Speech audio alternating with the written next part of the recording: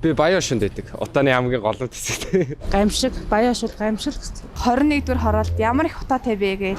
Юу гэж гэр орооллын хүмүүс утаа гаргаж бусдыг хордуулах вэ? Угаасаа энэ чинь амьдрал байгаа байдал нь энэ шүү дээ.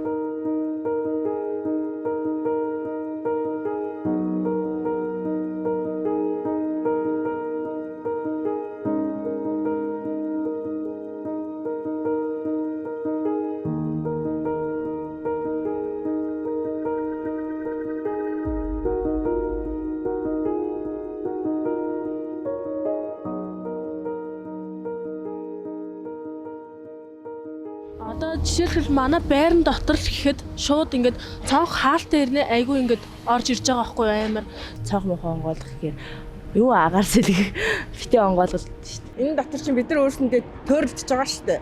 Маска орой ингээд харахаар ингээд товтгох үссэн байдаг байхгүй. Бидний амьдрал аюул хэцүү байгаа. Одоо ингээд зогсож явах төдөл хоол орсон л. Байсагаад ханиад дүршиг ахмад бид нар чинь одоо дархлаа дэмжих юм тэр болго аваад иж чадахгүй тэтгэр хөрөхгүй Талаар нь ийм авчгаар чинь яаж амьдрах вэ? Баян толгой овдож дотор мохоо орж босч ирдэг. Шүн нойр хүрхгүй өглөө тэгэл ам хорсол хоол орсол. Хөндүүртээс ирдэг миний ошиг л ав. хүний эрүүл мэндэд шууд утгаараа сүргээр айгүй хүнд нөлөөлж байгаа байхгүй юу? Хохиролтол шүү дээ. Би ер нь ханиад хүрээ тариа ийлгэж үзэг өнөө бол би бол тариа ижиж л босч ирсэн. Одоо л ингээ ханиад зүгээр болохгүй улам хүндрээд тэгээ тэр нь уушгиндаа орцсон. Бүр сүүлдээ бархаа байгаад тариа ийлгээд 100,000 холд авч л юу ааш дээ гэж шүү дээ. Ер нь надаас бусд нь өвчөө ярьдгүйс ээж амаа. Тэгээ одоо бүгд ярьдаг бол толгой өвдөд дарах гэсэн юм гээд. Би ч өөр хөгжлийн бэрхшээлтэй хараан болохоор нүүрс утганаас амьтай ангид бай гэж бодож яасан боловч энэ жил нүүрс нь юу тогны мөнгө огцон нэмэгдсэн.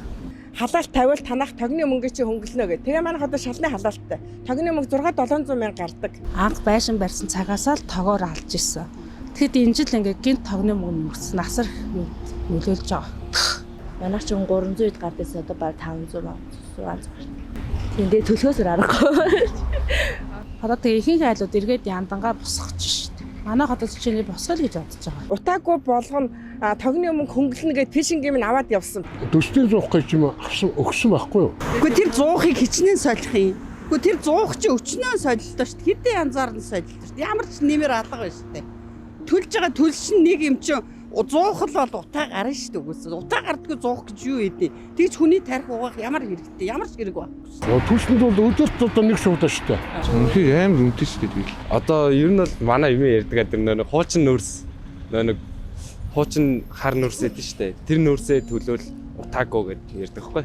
Тийм тэр нөөс угаарцсан ч одоо ухаалдаад ингээд сэрдэг. Тийм давталтай дэрэг төлөв ер нь сайн л гэж бодчих. Би бол тэр нарны эрчимчийг бол айгүй юу яаж байгаа хөлөө зөвшөөрж байгаа. Ягаад гэвэл бид нар ч одоо ингээд ийшээ тийшээ аялал дээр чинь дандаа л нарных Орос явлаа гэгчид бүгдээрээ газ. Ердөө галт хөлдөг юм гэж байдгүй юм байлээ шүү дээ. Гадаад чинь Их түрлээд та болохоор нүүрсний утаа чи айгүй хортой штэ. Хэмэд одоо сайжруулсан төлөв шимэс гээл сайжруулсан нүүрс мөрслгээдээс одоо тэгээ тэргээр сайжраад байгаа юм байхгүй юм байх одоо тэгээ юугаар аргалах юм бэ? Энэ төлчөөс салчих юм бол энэ утаа арилга магадлал машин дээр тий хүмүүс ч одоо хордоод нас орохгүй тий. ахмад бидний ганц хардаг эмнэлэг бол сонгон айлын дүүрэг ахмадын эмнэлэг. Одоо нэг давхрын тасыг тэр чигт нь хүүхдийн эмнэлэг болгоцсон. Хүүхдийн тасыг хүлээж авч байна. Яагаад гэвэл нөгөө хатгаа ханиад их энэ утаанаас ч юм бол хүүхдүүдийг өвчилж штэ. Манай хүүхэд одоо багам 5-тай. Ер нь тэгээд байнгын ханиалгаж байнгын л юутай байгаа шít. 5 настай хүүхдэл яаж байгаа л ханиад гүйлсгэж ийн л. Бүр багасаа л ингээд яг ийм орчинд өссөн болохоор яг угаасаа цаашдаа ч гэсэн баг угаасаа ийм байх юм байна гэсэн тийм бодол суудсан. Ер нь зулбал мөлбөлд амар их болцсон. Эмэгтэйчүүдэд ойр тойрныхын бол айгүй зулбал их болцсон санагдав. Тийм би эмэгтэйчүүд ер нь айгүй утаанд нөгөө байж чадахгүй хорлого их өгөөд тэгэл ер нь амар их стресстэй айгүй хэцүү болцсон юм санагдав. Дахиад одоо хүүхд гармааргүй юм Монгол улсад гэж л бодож байна да. Хүүхдүүдэд байнгын масктай л явуулахгүй ер нь бол айгүй хэцүү сүлээ авч бол. Хүүхдүүдээ ханаад өнөө төрхөр хөдөө явсан дээр юм биш үү гэж бодоод байгаа мэдхгүй тэгээд. Арай дэндүү байна. Тэгээ ер нь маск их зүгээрээ гэж хэлээ. Би сая маска гэртээ мартаас гараад ирсэн. Маск их хэрэгтэй юм байлээ. Маск хэрэглэж байгаарай. Одоо хичнээн ингээ маск зүүсэн ч гэсэн амар ингээд нөлөөлж байгаа шүү. Тэгээд ямар ч тач тэгэл мэдгүй. Би бол ингээд одоо ингээд төгсөөл шууд энэ хотод баг байхгүй л гэж бодож байгаа. Ер нь орж ирэхэд ерөөс үүл шиг харагдаад байна шүү дээ. Ерөөс ингээд яг готын зах руу ороод ирэхэд ерөөс үүл гэхэд л утаа байгаа юм шүү. Тэгэхээр чи хүний агаар амьсгал дээр нь ямар байх вэ гэдэг нь ойлгомжтой л. Техник машин тэрний утаа гэхдээ энэ бүгд чинь одоо энэ бүх зүйлд нөлөөлж байгаа баг гэлтгүү. Тэгээ бага юмнаас ингээд их юм үүсдэг. Өглөө ингээд 100-д бослоо гэхэд өглөө ингээд 5 цагт 6 цагт босохоор ингээд цэлмигээл сайхан харагдсан шүү дээ.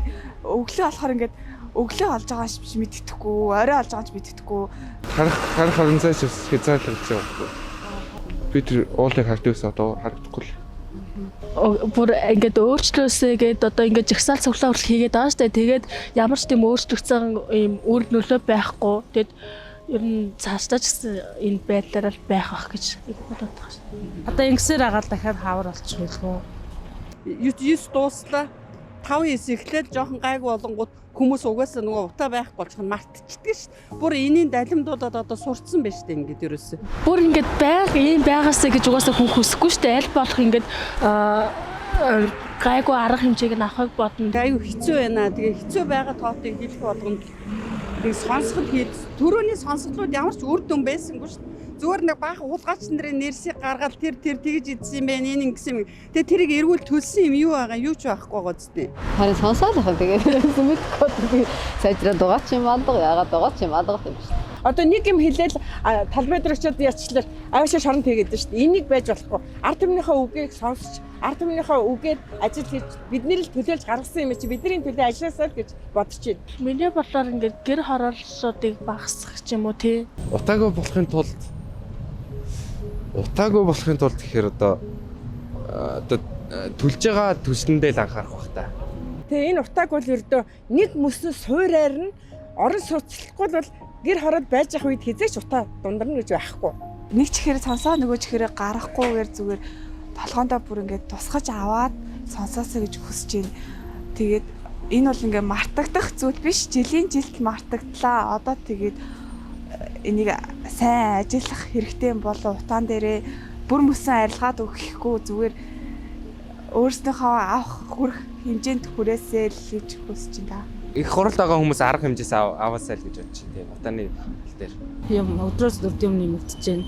Агаар юм бол төгжрөл бөө стресс. Ядаж ингэ 100% халж байгаа хүмүүсээ тогныхаа мөнгөний нэг ядаж 50%-аар хөнгөлөд өгчүүл болно. Биднэрт хэрэгтэй юм болоо. Одоо яагаад тэгэл хийж байгаа ажлаар чи үеийнээс ингээд энэ нийгэм нь юм болчихж одоо энд амьдрцгаах л байх одоо хаана амьдрах вэ? Утаагаанд багсгаж тэр утаагаар багсах юу вэ? Тэгэхээр тэр арга хэмжээгээ авбал. Өөрснөө л бас л адилхан агаараар амьсгалж байгаа шүү дээ. Биднээс ямар дээд гişүүд байлаа гэд өөр агаараар амьслахгүй байгаа нь тодорхой. Тэгээд юу н жилийн жилд амар утаатай байна. Уушгаар ингээд амьсгалж чадахгүй амар өглөө босоход ч амар харах уу юу ч харагдахгүй байна гэдэг байгаа шүү дээ.